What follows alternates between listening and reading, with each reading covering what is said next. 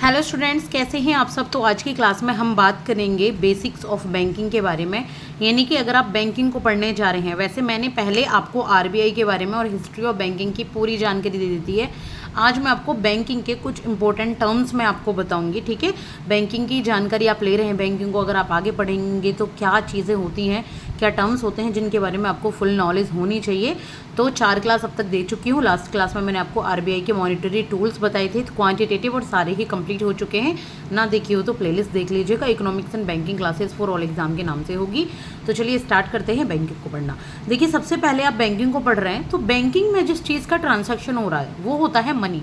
तो सबसे पहले आप मनी को ही पढ़ेंगे। ठीक है, तो हम सबसे पहले मनी को ही पढ़ते हैं, क्योंकि एक बैंक मनी से ही तो बन रहा है। मनी का आप ट्रांजैक्शन कर रहे हैं, मनी जमा करा रहे हैं, मनी निकाल रहे हैं, मनी को होल्ड करके बैंक में रख रहे हैं, तो सब कुछ मनी के बारे में ही है। तो मनी क्या होता है? देखिए, मनी होता है एक medium of exchange. Medium of exchange का क्या मतलब है? आप इसको देकर कुछ और चीज़ खरीद रहे हैं। आपने कुछ पैसे दिए और आपने इसके बदले अपने लिए कुछ क्लोथ्स ले लिए। ठीक है, ये होता है मनी। आपने क्लोथ्स ले लिया, आपने पेंसिल ले लिया, आपने पेन ले लिया, आप कोई भी सामान खरीद पा रहे हैं, इसको कहते हैं मनी। और मनी किसी भी चीज़ की मेजरमेंट ऑफ वैल्यू भी होती है। मेजर ऑफ, ये दो बेसिक काम है मनी के। एक तो मीडियम ऑफ एक्सचेंज है, एक है मेजर ऑफ वैल्यू। मनी कोई आपकी धातु हो सकती है, मनी आपका एक कागज़ का टुकड़ा हो सकता है, मनी आपकी प्लास्टिक करेंसी होती है, मनी आपकी इलेक्ट्रॉनिक मनी हो सकती है। तो वो अलग अलग मीडियम है, इनको हम अभी पढ़ेंगे।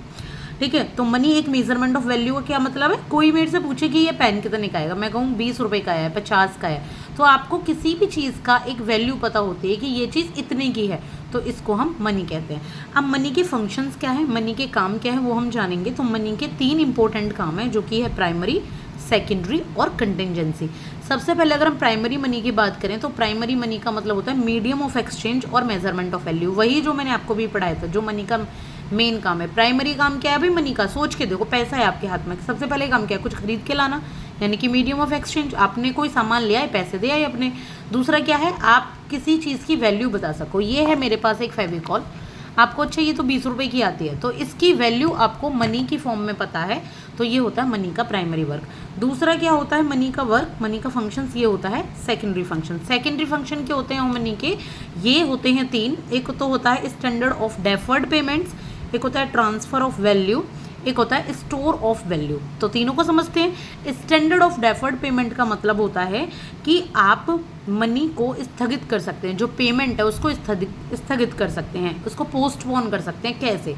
देखिए, आपने इंस्टॉलमेंट में आप पैसा देते हैं कहीं पे, आपने अपनी फीस किसी भी कोचिंग सेंटर में इंस्टॉलमेंट में दी, आपने पहली इंस्टॉलमेंट दे दी, दूसरे कहोगे भी 3 महीने बाद दूंगा, 4 महीने बाद, एक साथ नहीं दी, तो क्या होगा? आपने पोस्टपोन कर दिया मनी को देना। ठीक है, पोस्टपोन कर दिया, यानी कि एक अदर टाइम पे आप मनी को पेमेंट कर रहे हैं। जैसे कुछ लोग होते हैं जो गोल्ड खरीद के लाते हैं अपने बच्चे की शादी पे, तो वो ना पहले बुक करवा के आ जाते हैं। ठीक है, कुछ वैल्यू देके बुक करवाते हैं और सारा गोल्ड ले आते हैं और कहते हैं मैं बाकी पैसा बाद में दूंगा। तो इसको हम कहते हैं स्टैंडर्ड ऑफ डेफर्ड पेमेंट। जो स्थगित पेमेंट है उसके लिए भी एक स्टैंडर्ड है बाद में पेमेंट करने के लिए। दूसरा क्या है? सेकेंडरी का ही दूसरा पार्ट, ये सेकेंडरी के ही है। सेकेंडरी का दूसरा पार्ट है transfer of value. Transfer of value कैसे? आप एक जगह से दूसरी जगह मनी को ट्रांसफर करते हैं। जैसे कोई भी है, कोई स्टूडेंट लंदन में कोई भी जॉब कर रहा है लंदन में, वो इंडिया में अपने माँ बाप को पैसा भेजता है, तो ये transfer of value of money है। दूसरा ट्रांसफर ऑफ वैल्यू का बहुत ही अगर साधारण से एग्जांपल दें तो वही, आप एक जगह से दूसरी जगह अपनी पैसे को आप फीस पे कर रहे हो, ठीक है, आप साथ के साथ अपनी फीस पे कर रहे हो, तो वो हो जाएगी आपकी ट्रांसफर। अभी आपने अगर मेरा कोर्स लिया हो तो आप 250 रुपये चार्ज करते, मान लो 2500 रुपये चार्ज करते, तो आपने अपना वैल्यू दूसरे को ट्रांसफ़र कर दिया, तो ये हो जाती है आपकी ट्रांसफ़र ऑफ वैल्यू। तीसरा है आपका स्टोर ऑफ वैल्यू। अब सेकेंडरी फंक्शन में क्या आता है? कुछ पैसा लोग अपने पास रखते हैं, स्टोर करते हैं, बैंक में स्टोर करा के रखते हैं। उनको पता होता है हाँ हमारे पास इतना पैसा है, लेकिन वो स्टोर्ड है, तो तीसरा काम है उसका स्टोर का। तो ये होते हैं सेकेंडरी। ठीक है, स्टोर है तो साथ के साथ यूज़ थोड़ी ना कर रहे, वैल्यू को ट्रांसफ़र कर दिया, फीस पेमेंट कर दी आपने। ठीक है, आपने पेमेंट को यहाँ पे डेफर कर दिया, आपने पोस्टपोन कर दिया, तो ये सेकेंडरी फंक्शन है। अब बात करेंगे मनी के तीसरे फंक्शन की, जो कि है कंटिजेंसी। कंटिजेंसी फंक्शन में क्या होता है मनी के में? देखिए, डिस्ट्रीब्यूशन ऑफ नेशनल इनकम।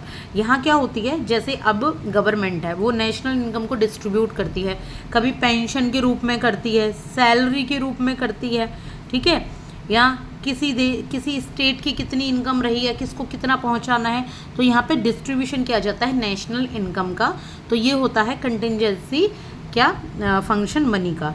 दूसरा होता है basis of credit. Basis of credit का क्या मतलब है कि आप लोन कितना ले सकते हैं, बैंकों से लोन ले सकते हैं मनी की फॉर्म में, तो यहाँ पे क्रेडिट लिया जाता है, लोन लिया जाता है, ये होता है कंटिजेंसी आपका फंक्शन।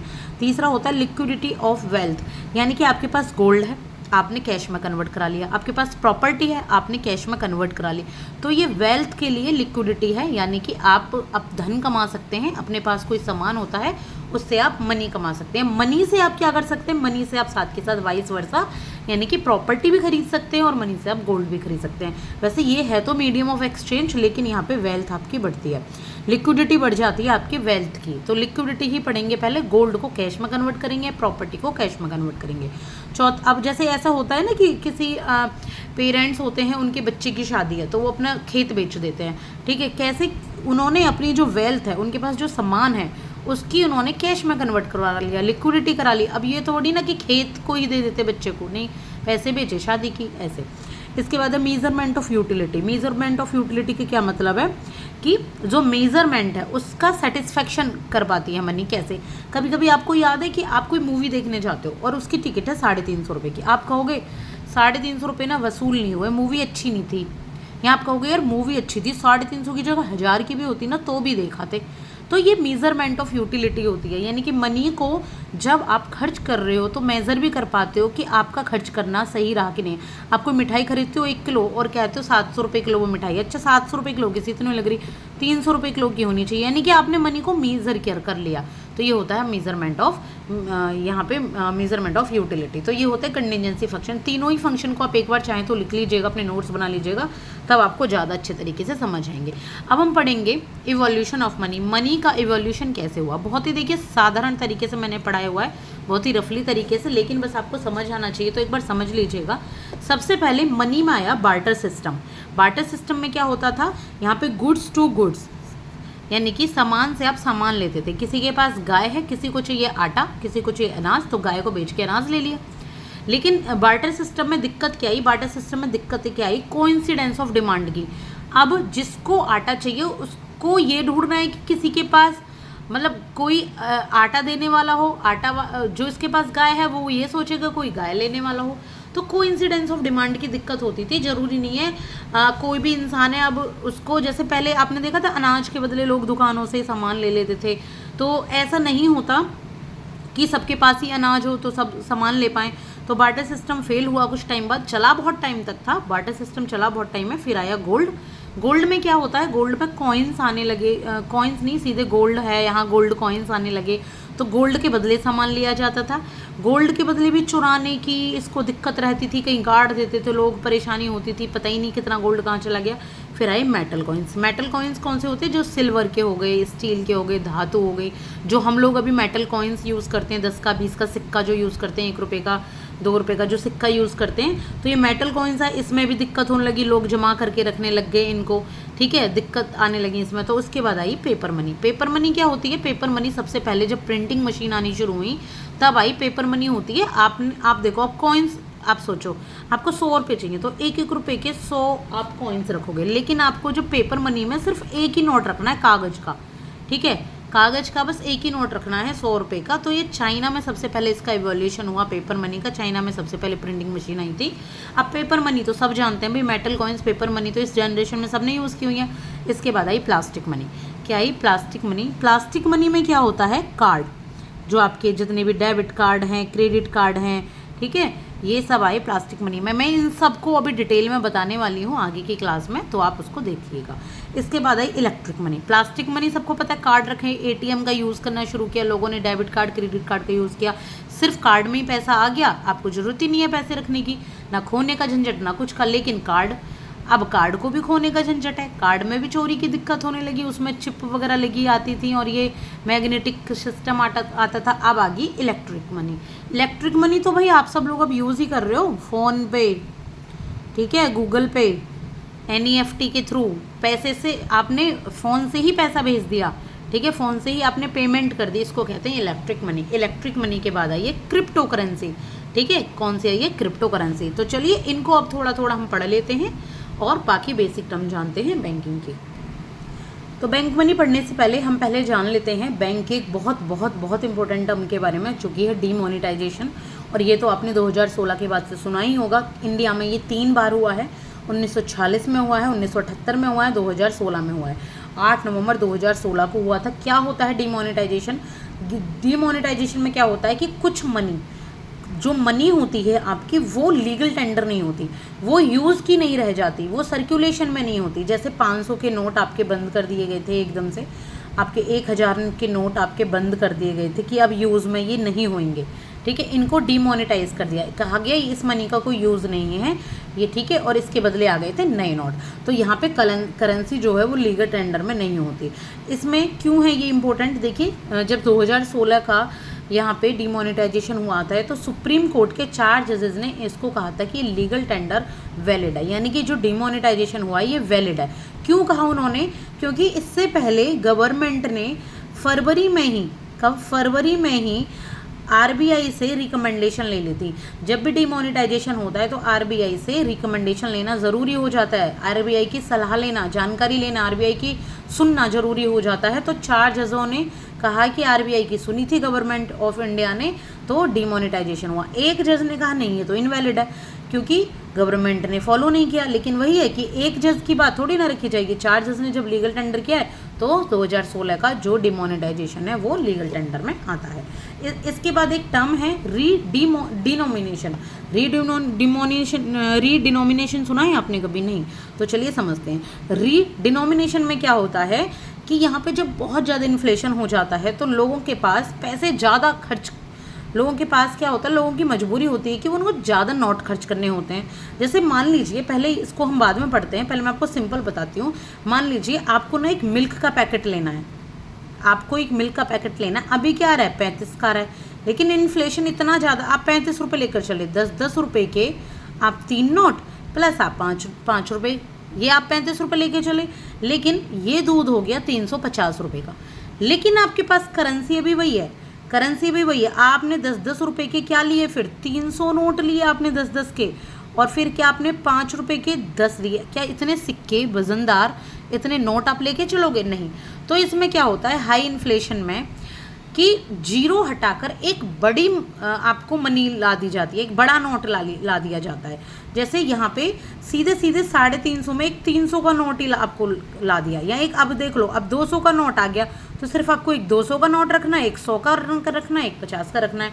तो यहाँ पे जीरो हटा दी जाती हैं, यहाँ जीरो हटा दी जाती है। ये 200-300 नहीं है, बल्कि यहाँ पे ये जीरो भी नहीं रहेंगे। जब ये आएगा तो ये 350 रुपये का मतलब है एक नोट, कोई एक नोट ही बना दिया जाएगा जिसका नाम कुछ और रख दिया जाएगा।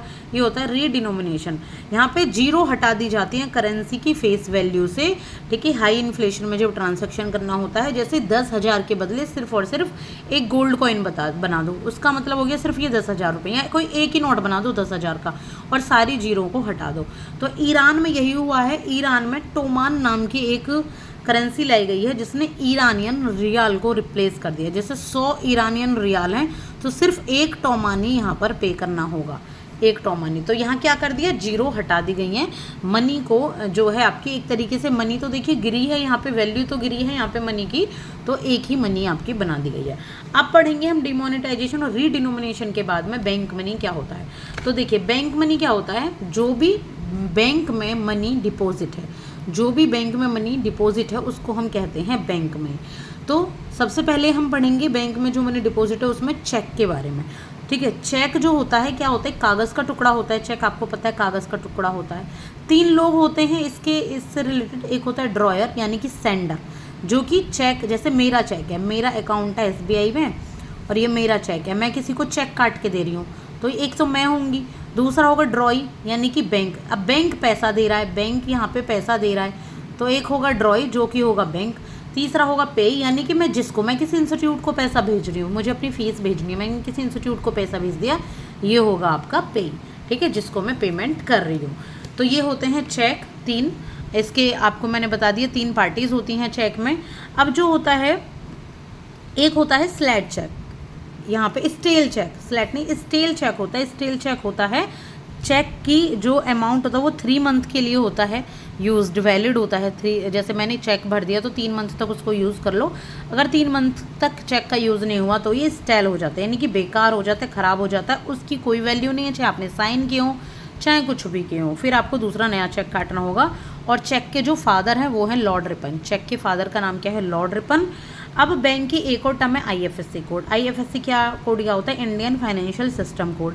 ये एक ब्रांच का कोड होता है। आपका किस ब्रांच में आपका खाता है, आपका अकाउंट है, उसके लिए होता है। और ये अल्फामेरिक न्यूमेरल होता है, यानी कि 11 इसमें ABCD भी होंगे और आपके 1 2 3 भी होंगे। ये आईएफएससी कोड होता है। जैसे ऐसे नहीं होता SDFC 001B, इस तरीके से ये आपका AFSC कोड होता है। जब आप एक जगह से पैसा दूसरी जगह भेजते हैं, हमने फ़ोन से भी भेजते होंगे NEFT के थ्रू, तो IFSC कोड बैंक मांगता है, जो पेमेंट गेटवे वो मांगता है। इसके बाद है MICR कोड। MICR कोड होता है मैग्नेटिक इंक करेक्टर रिकॉग्निशन। ये क्या होता है? ये पहचान करता है कि जो चेक है वो ओरिजिनल है या फिर लोकल है, ओरिजिनल है या फिर आपका ख़राब है। तो MICR कोड ये जाँच करता है। इसके बाद हम समझ लेते हैं प्लास्टिक मनी को। अभी हमने पढ़ा था ना प्लास्टिक मनी, जो बैंक की मनी थी हमने वो जानी थी। तो प्लास्टिक मनी में आते हैं credit card, debit card, hybrid card. Credit card क्या होता है? जब बैंक से पहले क्रेडिट ले लो एक तरीके से उधार। आपके अकाउंट में पैसे नहीं है, 0 रुपये हैं, और आपने बैंक से क्या किया, आपने कोई सामान खरीदना, आपने 50,000 तक का सामान खरीद लिया, फिर बैंक ब्याज लेगा आपसे और आप बाद में इसकी पेमेंट कर सकते हो। दूसरा होता है डेबिट कार्ड। डेबिट कार्ड होता है आपके ऑलरेडी अकाउंट में पैसे हैं और आप उसको खर्च कर रहे हो, एक तरीके से प्रीपेड सिस्टम। ये होता है डेबिट कार्ड, जो आपका एक तरीके से ATM कार्ड भी होता है। इसके बाद है हाइब्रिड कार्ड। तो हाइब्रिड कार्ड में क्या होता है? 2 चिप्स होती हैं, पहले तरफ वो डेबिट का काम करेगा, दूसरी तरफ वो क्रेडिट कार्ड का काम करेगा। तो हाइब्रिड कार्ड एक ही कार्ड होता है जो डेबिट और क्रेडिट दोनों का काम करता है। फिर इसके बाद हम पढ़ेंगे कार्ड के 2 टाइप, किसके? सिक्योरिटी के बेस पर। ये सिक्योरिटी के बेस पर 2 टाइप हैं। तो एक होता है मैग्नेटिक टेप कार्ड, एक होता है EMU कार्ड। जो मैग्नेटिक टेप कार्ड आता है, देखिए ये कार्ड है, पहले का आपने ATM देखी होता है, ऐसे एक मैग्नेटिक टेप लगी होती थी ब्लैक कलर की, उसके नीचे यहाँ पे कोड लिखा होता था, ठीक है। तो ये मैग्नेटिक टेप कार्ड है, इसको छुटाकर लोग इसका गलत यूज़ करने लग गए। तो इसके बाद है EMU कार्ड, जो कि होते हैं चिप वाले। ये डेबिट या क्रेडिट कार्ड होते हैं, यहाँ पे एक चिप लगी होती है। तो ये इस तरीके से सिक्योरिटी के बेस पर टाइप्स हैं कार्ड के। इसके बाद है वन नेशन वन कार्ड। इसको महुआ ने लॉन्च किया है। महुआ मतलब ministry of housing and urban affairs, VHEL के साथ और CDAC के साथ मिलकर। और इसके 3 मॉडल्स हैं, NCMC कार्ड, स्वीकार कार्ड और स्वागत एंड स्वचालित कार्ड। क्या होता है ये वन नेशन वन कार्ड? यानी कि आप अपने नेशन में हैं, आप अपने देश में हैं और आप गवर्नमेंट की सुविधाओं को यूज़ करना चाह रहे हैं। तो क्या होगा, यहाँ पे एक NCMC कार्ड बनाया जाएगा। इसका मतलब है नेशनल कॉमन मोबिलिटी कार्ड। एक कार्ड है, जितनी भी गवर्नमेंट सर्विसेज हैं, चाहे मेट्रो की हैं, चाहे बस की हैं, चाहे आपकी एरोप्लेन की हैं, चाहे आपकी लाउंज की हैं, आप कहीं की भी यूज़ करें, एक ही कार्ड आपका चल जाएगा। स्वीकार कार्ड क्या होता है? Automatic fair collection system. जैसे होता है ना, आपका चालान कट गया, ठीक है, आपका चालान ऑटोमेटिक कट गया, आप जाते हैं टोल टैक्स देते हैं, टोल टैक्स आपका ऑटोमेटेड कट गया, तो स्वीकार कार्ड। इसके बाद होता है स्वागत एंड स्वचालित। तो ये क्या होता है? जैसे अपने आप एरोप्लेन के लिए जा रहे हैं, एयरपोर्ट पर पहुंचे, गेट अपने आप ओपन हो गया। आप कार्ड को टच करते हैं, किसी ऑफिस में वर्क करते हैं जो लोग, कार्ड को टच करते हैं, गेट ओपन हो जाता है, होटल का गेट ओपन करता है। तो स्वागत एंड स्वचालित कार्ड उसी प्रकार से होते हैं गवर्नमेंट की सर्विसेज के लिए, ठीक है। ये मैंने आपको बस एग्जाम्पल दिए हैं, बाकी गवर्नमेंट की सिक्योरिटी सर्विसेज के लिए। इसके बाद है MDR, यानी कि merchant discount rate. Merchant discount rate क्या होता है? देखिए, मर्चेंट डिस्काउंट रेट क्या होता है? एक सेलर है, यानी कि एक विक्रेता है, ठीक है। कोई शॉप है जहाँ से आप सामान खरीद रहे हैं, आपने सामान खरीदा, तो कस्टमर ने ना इसको पेमेंट की, किससे? अपने एक कार्ड से। जब पेमेंट कस्टमर ने कार्ड से की 100 रुपये की, तो सेलर को सिर्फ और सिर्फ 98 रुपीज़ मिले। 2 रुपये का लॉस सेलर को हो गया। सेलर ने बोला मैं 2 रुपये का लॉस नहीं सहूँगा, ठीक है। डिस्काउंट रेट यानी कि मर्चेंट को कम होके पैसे मिले, तो मैं ये नहीं सहूँगा 2 रुपये का रेट, मुझे तो अपने पूरे पैसे चाहिए। अब कस्टमर ने 100 रुपये पे 2 रुपये, तो क्योंकि बीच में जो पेमेंट गेटवे है उसके पास चले गए ना। तो यहाँ पे क्या हुआ, गवर्नमेंट ने RBI ने और बैंक ने मिलकर एक PIDF यानी कि पेमेंट इंफ्रास्ट्रक्चर डेवलपमेंट फंड नाम का एक फंड बनाया, जिसमें 250 करोड़ RBI देगी, 250 करोड़ देगा बैंक। और उन्होंने कहा कि ये जो सेलर को 98 रुपीज़ है, इसके पूरे 100 रुपीज़ कर दो, ठीक है। बाकी ये जो पैसे हैं, जो 2 रुपये का लॉस है, इसे हम उठाएंगे। तो ये 2 रुपये का लॉस ये पेमेंट जो गेटवे है वो उठाता है, और यहाँ पे आरबीआई यहाँ पे ये लॉस नहीं उठाते, एक तरीके से इन्होंने सुविधाएं दी हैं ताकि कस्टमर ज़्यादा से ज़्यादा कैश यूज़ ना करके प्लास्टिक मनी यूज़ करें, इलेक्ट्रॉनिक मनी यूज़ करें। तो इसलिए ये किया गया ज़्यादा से ज़्यादा कैश कम यूज़ करने के लिए, ताकि कैश कम यूज़ करेंगे, देखिए कम रखेंगे, कम जोड़ेंगे लोग, सारा पैसा ओपन में रहेगा, कोई भी ब्लैक मनी वगैरह का सिस्टम नहीं रह जाएगा। तो इसलिए होता है एमडीआर, मर्चेंट डिस्काउंट रेट। इसके बाद है इलेक्ट्रॉनिक मनी। इलेक्ट्रॉनिक मनी क्या होती है? बहुत सिंपल है, जो आप अपने फ़ोन से, अपने लैपटॉप से, जो आप एनईएफटी के थ्रू, आप फ़ोन पे के थ्रू, आप पेटीएम के थ्रू जो भी पैसा आप ट्रांसफ़र करते हैं वो होती है आपकी इलेक्ट्रॉनिक मनी। ये 3 टाइप से होती है। पहला होता है आरटीजीएस यानी कि रियल टाइम ग्रॉस सेटलमेंट, दूसरा होता है NEFT, national electronic fund transfer, तीसरा होता है आईएमपीएस, इमीडिएट पेमेंट। तो चलिए समझते हैं। आरटीजीएस, आर मतलब रिच, रियल मतलब रिच, ये रिच लोगों के लिए होती है, ठीक है। Real time gross settlement 2 lakh से 2000 करोड़ तक का पेमेंट जब किया जाता है, इंस्टेंट ही पेमेंट हो जाता है। पहले ये सुबह 8 बजे से 5:30 बजे तक की थी, अब 2020 से 24 घंटे ये पेमेंट जो बिजनेसमैन वगैरह हैं, अंबानी अडानी वगैरह, इस तरीके से पेमेंट करते हैं। तो एनईएफटी क्या होता है? National electronic fund transfer. इसमें कोई भी ऑर्डिनरी पीपल अपने 10 लाख रुपए तक का पेमेंट कर सकता है, 30 मिनट के अंदर सेटलमेंट हो जाता है। किसी को, जैसे एक फादर है, उसको अपनी बेटी का दहेज भेजना है तो वो पेमेंट कर देता है, इस तरीके से होता है ना। एनईएफटी के थ्रू पैसा भेज दिया, फादर को, बेटे ने पैसा भेज दिया। और इसके बाद होता है आईएमपीएस, इमीडिएट पेमेंट जो सर्विस होती है। आईएमपीएस में क्या होता है कि 5 लाख तक का यहाँ पे पैसा भेजा जा सकता है। ये भी नॉर्मल ऑर्डिनरी पीपल इसको यूज़ करते हैं, ठीक है। तो ये national payment corporation of India NPCI के इनिशिएटिव से ये हुआ है, और जो आरटीजीएस है ये आरबीआई के इनिशिएटिव से होता है। तो आई होप कि आपको यहाँ तक समझ आ गया होगा। आगे की क्लास में हम क्रिप्टो करेंसी को करेंगे, और भी बहुत इंपॉर्टेंट क्लासेस में आपके लेकर आऊँगी, तो देखना मत भूलिएगा। Thank you so much for your value time. Thank you.